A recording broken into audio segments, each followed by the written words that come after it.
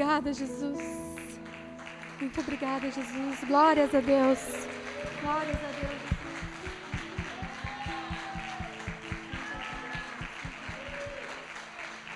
Amém. Glória a Deus. Agora sim, pode se assentar. Acho que quando a gente começa agradecendo, tudo muda, né? Nosso espírito muda. E antes de entrar na palavra também, eu quero trazer uma reflexão para as nossas vidas. E eu gostaria... Quem já jantou aqui? Poucas pessoas, né? Então vou deixar vocês com um pouquinho de fome. Mas eu queria que vocês pensassem no prato de comida que vocês fazem na casa de vocês mesmo, né? O que vocês colocam lá, geralmente? Não o prato de sushi, essas coisas que a gente sai para comer fora, né? Mas aquele prato tradicional que você come em casa. O que você coloca, geralmente, no prato? Um arroz, um feijão, o que mais? Em cima, né? Tem que ser em cima. Uma carne, uma salada, tem que colocar salada, hein? E o que quando você pensa no teu prato do dia a dia não pode faltar no seu prato?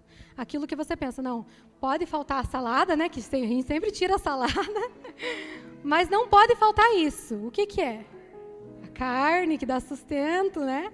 Lá em casa é assim, o João pode ficar sem qualquer coisa do prato, mas sem a carne não fica. O que te traz o sustento ali na hora de você comer? Para alguns vai ser a carne, para outros vai ser o arroz. No final do ano passado, quando teve o jejum aqui da igreja, eu e o João, a gente decidiu tirar o arroz. E muitas pessoas falam, mas o arroz é fácil. Mas a gente sabe o que é ter o hábito de comer o arroz toda a refeição? Né? Qual que é esse ingrediente que não pode faltar no seu prato? E agora eu quero que você pense esse prato não sendo mais um prato de refeição para nosso físico, né? Mas sendo a tua vida. O que na tua vida tem ali, né? Tem a família, o trabalho, a igreja, Deus. E agora não precisa responder, vamos responder para dentro de nós, porque acho que Deus quer trabalhar algo em nós para a gente também ser sincero com nós mesmos, né? Não precisa a gente responder só por responder, mas para a gente olhar para dentro de nós mesmos. O que no nosso prato da nossa vida não pode faltar? Qual que é a primeira coisa que quando tiram de você, você se desestabiliza? Para muitos vai falar, né? Pode tocar em tudo meu, mas se tocar nos meus filhos, vira uma leoa.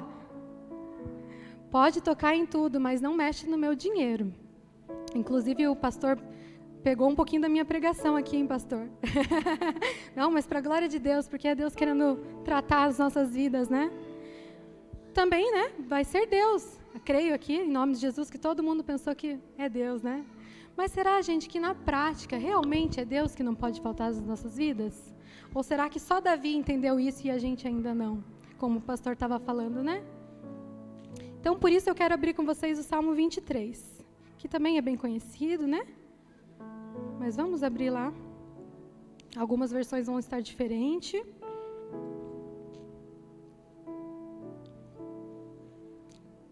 O que será que é o que está no nosso prato que, quando tira de nós, nós perdemos aquele sustento, né? Como muitas vezes a carne traz sustento para a gente, né? E na nossa vida, o que será que é quando mexe no que acaba saindo? Será que é Deus mesmo? Então vamos ler lá Salmo 23. O Senhor é meu pastor, nada me faltará. A versão de alguns vai estar de nada tenho falta, né? Tem algumas variações. Mas aqui é Davi escrevendo. E Davi, antes dele ser rei, ele era pastor. Então, quando Davi escreve, o Senhor é meu pastor, nada me faltará, acredito que ele tinha propriedade para falar sobre isso, né? Sobre pastor. Então, se ele reconhece Deus como pastor, ele sabia qual era o papel de um pastor, né? Até ontem eu estava assistindo com o João, meu marido, aquele filme das ovelhinhas, alguém já viu? Bem bonitinho. Eu acho que eu vi você postando, né? Ovelhas Detetives. E um spoiler, desculpa para quem não assistiu, mas o pastor morre. Mas é no começo, não é tão spoiler assim. E eu vi que aquelas ovelhas, elas ficaram desesperadas. Uma ficou pensando, meu Deus, eu tenho um problema aqui na língua, quem que vai me ajudar a passar o remédio, né? Me tratar. E aí, trazendo isso para Deus, né? Ou para o nosso pastor, como era Davi, quando ele reconhece Deus como pastor, era disso que ele estava falando, né? De um pastor que cuida, de um pastor que provê, que sustenta, que guia. E ele escreve isso com propriedade. O Senhor é meu pastor, de nada tenho falta. E quando eu comecei a meditar nesse versículo, eu percebi que Davi, na verdade, sabe quando a gente tira uma conclusão? Estamos pensando, né? Nossa, é verdade. Não parece que ele falou assim, tipo, se o Senhor é o meu pastor, então de nada eu tenho falta. Se o Senhor é meu pastor, não vou ter falta de nada. Ele não estava querendo dizer como uma ordenança, ó, o Senhor é meu pastor, então o Senhor não vai poder faltar em nada aqui em casa. Não, mas para Davi, o Senhor bastava para ele. O Senhor bastava para Davi. A falta que ele não tinha era do Senhor, porque o Senhor sabia o que ele precisava, já que ele é pastor, né? E como será que tem sido isso na nossa vida? Será que para nós o Senhor basta? Será que para nós Jesus é o suficiente? Que inclusive é o tema da mensagem. Vamos olhar para o nosso irmão com um olhar de profeta, não de acusação, mas para a gente perguntar para nós mesmos. Pergunta aí, Jesus é suficiente para você? Será que Jesus é suficiente para as nossas vidas? Davi, ele viveu em prol do Senhor, né? Ele não viveu em prol do trono, não viveu em prol do reino, da coroa, mas ele viveu em prol do Senhor. E quando a gente olha para Davi, a gente percebe, e lendo a história dele, ele até fala, né, que pode tirar tudo dele, menos a presença do Senhor. Porque ele entendeu que Jesus, no caso ainda não tinha vindo, mas Jesus, Deus da Trindade, é suficiente para a vida dele. Mas será que às vezes a gente não lê esse salmo aqui, né? O Senhor é meu pastor e de nada tenho falta, e a gente não coloca isso como uma conclusão que a gente também tirou, mas como uma forma de cobrança para Deus? Senhor, meu pastor, e nada me faltará, mas Deus, está faltando. Está faltando dinheiro, está faltando um marido, uma esposa, está faltando um emprego, está faltando uma carreira dos sonhos, uma faculdade. Deus, aqui na tua palavra está escrito, o Senhor é meu pastor, cadê minhas coisas? E eu acho muito interessante também que Davi, ele escreve o Senhor. Ele não escreve Deus, Deus é o meu pastor, ele escreve o Senhor. E eu acho que muitas vezes em nós mesmos está faltando o significado de Senhor para as nossas vidas. Como será que a gente tem tratado o senhorio de Deus nas nossas vidas? Quando nós falamos de um Senhor que tem o seu servo, vamos mais a fundo, a gente tem muitos de casa aqui que já conhecem, né, a Bíblia, então vamos um pouquinho mais a fundo. Quando a gente fala de um Senhor com o seu escravo, quem é dono daquele escravo? Quando nós chamamos o Deus de Senhor, o que nós estamos falando para Ele? A minha vida é tua, Jesus. O comando da minha vida não sou mais eu, mas é Jesus. Mas será que a gente tem entendido o valor desse Senhor? Ou será que a gente tem tratado muitas vezes Deus como nosso servo? Será que a gente tem tratado Deus como nosso servo? Isso é tão pesado, né? E parece muito pesado, mas na verdade é uma realidade muitas vezes na nossa vida. Principalmente, como eu falei, quando a gente lê aqui, o Senhor é meu pastor, nada me faltará, e a gente começa a cobrar a Deus como se fosse obrigação dele dar aquilo que o nosso coração quer.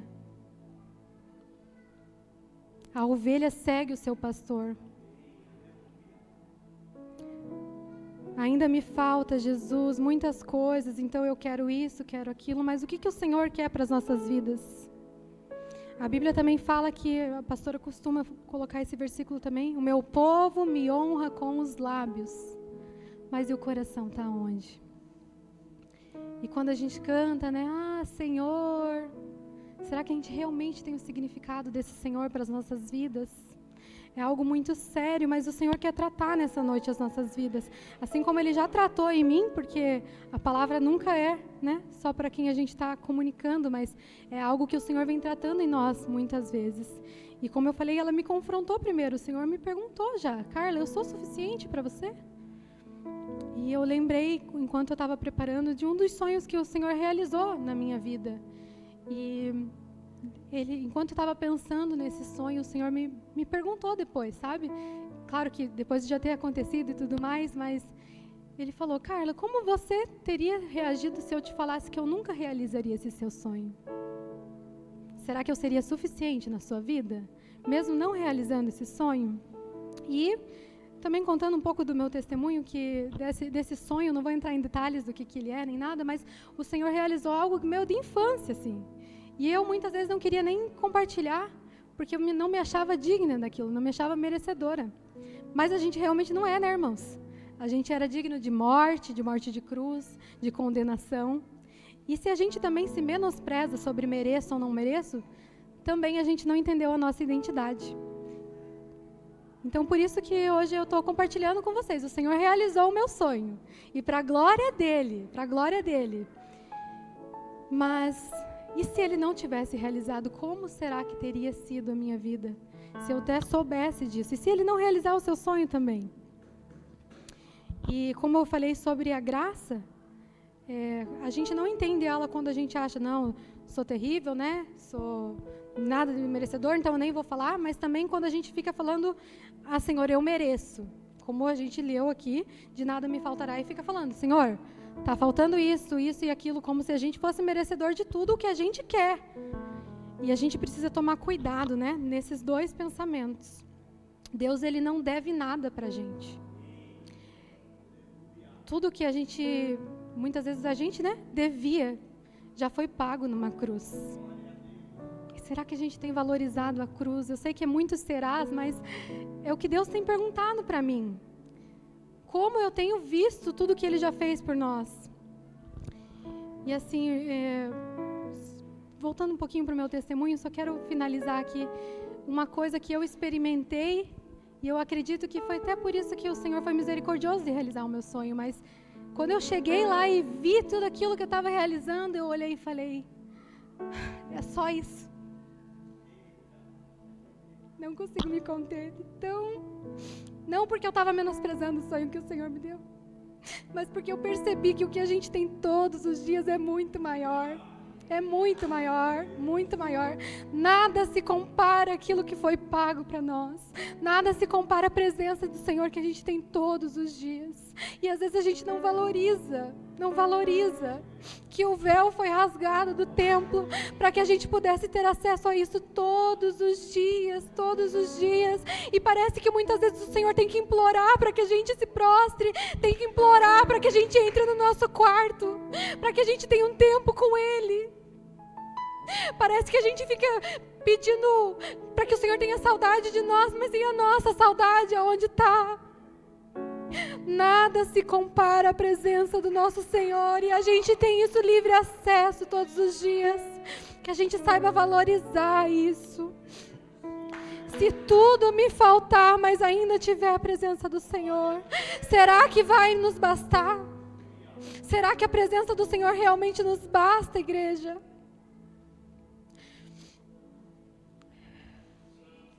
E muitas vezes a gente, como eu também sou velha de crente, muito tempo já, desde que eu cresci, mas conhecendo Jesus da minha adolescência, que eu tive um encontro mesmo, a gente escuta, né? E a gente mesmo fala, não, buscai em primeiro lugar o reino de Deus e a sua justiça. Ou a gente fala do maior mandamento, obrigada, do maior mandamento, né? Que é amar a Deus sobre todas as coisas, e as demais coisas vos serão acrescentadas. Mas será que a gente tem amado a Deus sobre tudo mesmo? Na prática, como tem sido na prática? Ou será que tem sido da boca para fora? Como diz o versículo, honrando o Senhor com os lábios, mas a vida nossa, como tem sido? De buscar primeiro o reino de Deus, de amar Ele sobre todas as coisas. Como o pastor falou aqui, Davi entendeu. Mas nós, será que entendemos mesmo? E eu separei aqui 3 pontos para que a gente entenda se Jesus saiu mesmo desse centro, desse sustento das nossas vidas. Como eu sei que Jesus me basta? E o primeiro ponto eu coloquei aqui. Jesus não nos basta quando desejamos realizar mais os nossos sonhos do que encontrar a Cristo. É errado sonhar, irmãos? Não é errado sonhar. Inclusive, na minha outra igreja, que eu tive várias oportunidades de pregar, eu já preguei sobre sonhos e como Deus se importa com seus filhos. Mas é errado nós colocarmos os nossos sonhos no lugar de Jesus. Se o Senhor não me realizar isso, então já não tem mais serventia, né? A gente, muitas vezes, a gente fala também sobre, não, eu sirvo um Deus pelo que Ele é e não pelo que Ele faz. Mas na prática, quando a gente vai, principalmente nessa parte de sonhos que pega em muita gente, né? Ai, o meu sonho, eu sei porque eu sou assim. E eu tinha esse sonho muito grande de realizar desde criancinha. Mas será que a gente realmente tem servido a Deus pelo que Ele é e não pelo que Ele faz?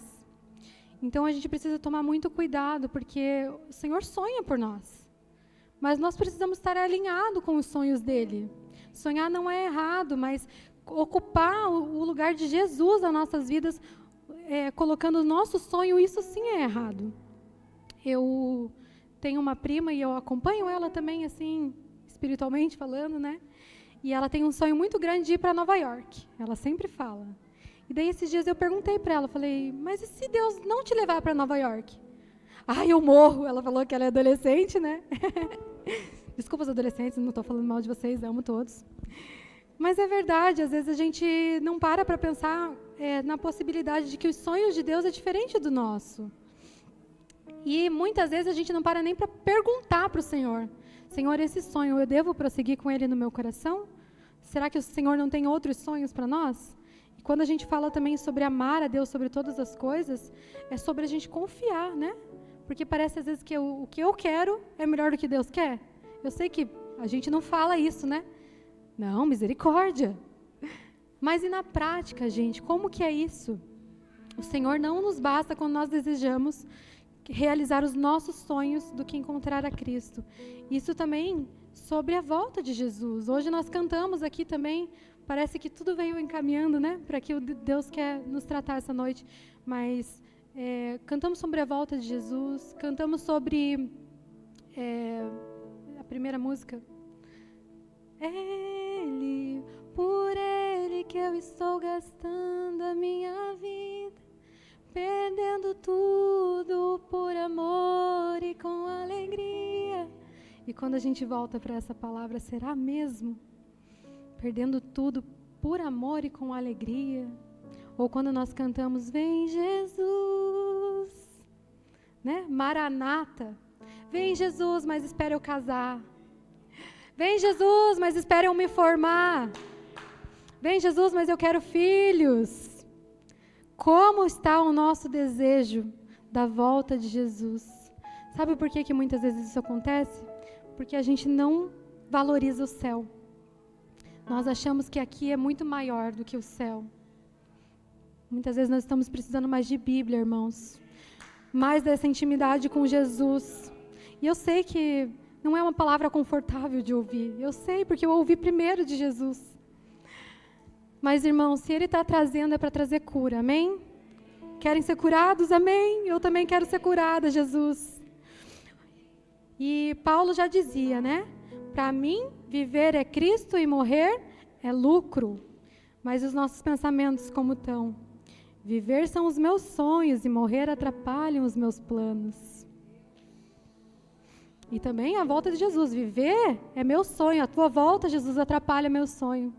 Parece tão pesado quando a gente fala assim, mas as nossas ações têm feito isso para Jesus. A gente não comunica só com palavras. Nós não nos comunicamos só com palavras, mas as nossas ações. Quando nós acordamos e não colocamos o Senhor em primeiro lugar, o que a gente está falando? Ah, não, o meu café da manhã é mais importante, Jesus. Nós não falamos isso verbalmente. Mas e as nossas ações? O segundo ponto que eu coloquei foi: Jesus não nos basta quando viemos para o culto para receber e não para adorar. Aqui eu entro na parte que o Senhor começou a tratar comigo desse tema, que é bem vergonhoso, mas eu vou compartilhar com vocês. Compartilhei um pouco no GC também, mas teve um dia que eu vim para a igreja, estava no louvor, né? A gente orando, Deus, muito obrigada. E nesse momento eu comecei a falar, Deus, eu vim para o culto e eu não estava muito bem, assim, estava pedindo uma resposta de Deus. E é errado pedir resposta de Deus?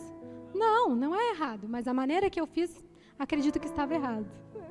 E eu comecei, Senhor, fala comigo, Deus.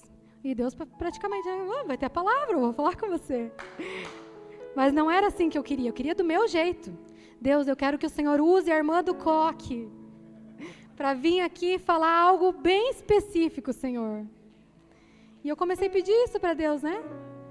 E estava tocando aquela música do... Eu sempre esqueço as músicas, meu Deus. Uma vez que eu coloquei os meus olhos em ti, nada mais me satisfaz. E naquele momento, eu escutando aquela música e pedindo, né, Deus, quero respostas. E ele falou, Carla, mas eu não sou o suficiente para você? E você cantando aí que uma vez que colocou os meus olhos em mim, nada mais te satisfaz, mas você quer a irmã, né? Que a irmã venha confirmar aqui. Como será que a gente tem vindo para a igreja, irmãos? Pedindo, pedindo, pedindo, mas o que a gente tem entregado para o Senhor? Naquele momento eu queria me enfiar debaixo das cadeiras e ficar, ai, que vergonha, Senhor. Mas como eu falei, se Deus está mostrando para nós é para trazer cura. E a partir daquele momento, falei, Deus, uma vez que eu coloquei os meus olhos em Ti, nada mais me satisfaz. Mas a gente precisa cuidar até com o que a gente canta, né? Porque não podemos ser mentirosos no nosso louvor também. E será que o Senhor nos satisfaz realmente? Será que se só sobrar Ele parece, né, pejorativo, porque não é só. Mas vocês entendem, né? Se só sobrar o Senhor, se Deus fizer com nós como Ele fez com Jó, Ele seria suficiente para nós? Quantas vezes a gente vem para o culto para receber, ou pedir, e não entregamos nada? Ah, não, lá lembra do pratinho? Essa parte aqui eu não entrego, Jesus. Essa parte o Senhor não pode tocar, mas eu quero, me manda mais que eu quero. E o terceiro ponto eu coloquei, Jesus não nos basta quando olhamos para a cruz apenas como um símbolo, e ela deixa de incomodar o nosso coração, de nos confrontar. Quando a gente tem uma cruz carregada aqui no pescoço, mas é só uma cruz. Ou quando a gente vem para a Santa Ceia, quando vem, participa da ceia como se fosse um pão e um suco, mas a gente já não lembra mais o que ela significa. Aí Jesus não é mais suficiente para nós. Quando nós banalizamos aquilo que custou tudo, achando que não é nada, nos esquecendo do verdadeiro significado da cruz, que nos traz esperança, que nos dá liberdade, nos lembra que nós somos livres, amados. Foi a maior demonstração de amor, e às vezes a gente olha só mais uma cruz, é só mais uma Santa Ceia, eu estou participando de mais um ritual, mas e o valor verdadeiro daquilo? A cruz, ela basta para nós, mas não como um símbolo, mas como lembrança daquilo que era para a gente. Será que se a gente ficasse, alguém sempre lembrando, ó, tá vendo ali, ó, aquela cruz, mostrando um prego para a gente, né? Ó, vou te colocar lá, hein? Como será que a gente ia reagir? Mas quando a gente volta lá para o começo do versículo, que é o Senhor é meu pastor e de nada tenho falta ou nada me faltará, a gente entende por que Davi colocou Senhor é meu pastor, né, primeiro. Porque ele não estava falando sobre as bênçãos que o Senhor nos daria. Ele não estava falando ali sobre o pasto, né, da ovelhinha. Ele não estava falando sobre ele. Ele estava falando do nosso Senhor. E se nós começarmos a ter mais profundidade em Deus, se a gente conhece o nosso Senhor verdadeiramente, nós sabemos que de nada nós teremos falta. De nada nós teremos falta. Para finalizar, gostaria que vocês ficassem em pé já. Gostaria que vocês fechassem os olhos nesse momento. E talvez a gente venha para o culto buscando uma resposta, mas hoje não é noite de resposta, e sim de o Senhor perguntar algo para você e você responder. Se eu tirar tudo de você, eu ainda serei suficiente? Começa a refletir em tudo que você tem, nos seus sonhos, e pense na possibilidade disso nunca acontecer, ou na possibilidade de você perder tudo. E não só coisas materiais, né? Mas e se a gente perder os nossos pais? Se perder os nossos filhos? Será que o nosso Deus tem sido nosso Deus realmente? Ou tem sido o Deus dos nossos pais? Eu vou à igreja porque o meu pai vai à igreja. Será que a gente tem confiado no Senhor como nosso Deus, como nosso Senhor? Ou será que a gente tem esquecido o real significado de senhorio? Jesus, Ele pode confiar em você, que mesmo na dor, você vai continuar. Mesmo no momento de dificuldade, Ele pode confiar que o Evangelho vai ser pregado. Pensem quando aconteceu tudo aquilo com Lázaro, por exemplo. Quanto tempo que Lázaro ficou ali esperando por Jesus. Mas acredito eu que Jesus pensou, né? Não, naquele lá eu posso confiar, ele é meu amigo. Ele é o meu amigo, eu sei que se ele ficar um pouco na dor, o meu nome não vai ser rejeitado. Ele vai continuar pregando, porque ele confia. Será que nós somos amigos de Jesus a esse ponto? A nos permitirmos morrer, esperando por ele? E com João Batista, que foi preso e decapitado, com a maioria dos discípulos, né? Como a gente vê, o final deles é feliz porque eles vão para o céu, mas são mártires. A gente está preparado para isso, igreja? A gente está preparado? Talvez isso nunca aconteça, talvez a gente não precise realmente dar a nossa vida pelo Evangelho, mas para as pequenas coisas, muitas vezes a gente não traz a nossa vida para o Evangelho.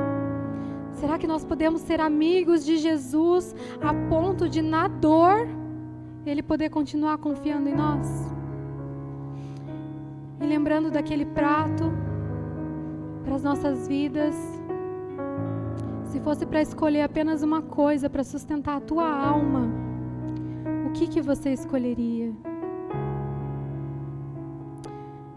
O sustento para nossa alma, ele não é nenhuma bênção, não é nada material. O sustento para nossa alma não é uma cura. O sustento para nossa alma não é o meu irmão sendo salvo. Mas o sustento para as nossas almas tem nome.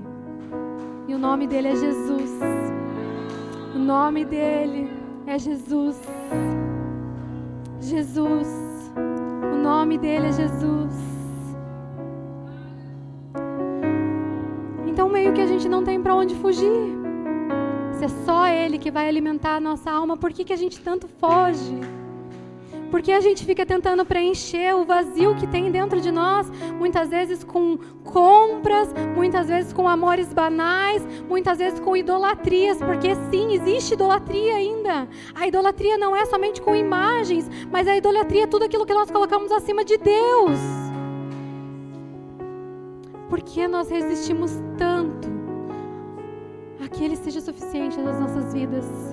Nós não temos o que temer, não temos. Ele é o nosso pastor, Ele sabe o que nós precisamos. Ele sabe o que nós precisamos.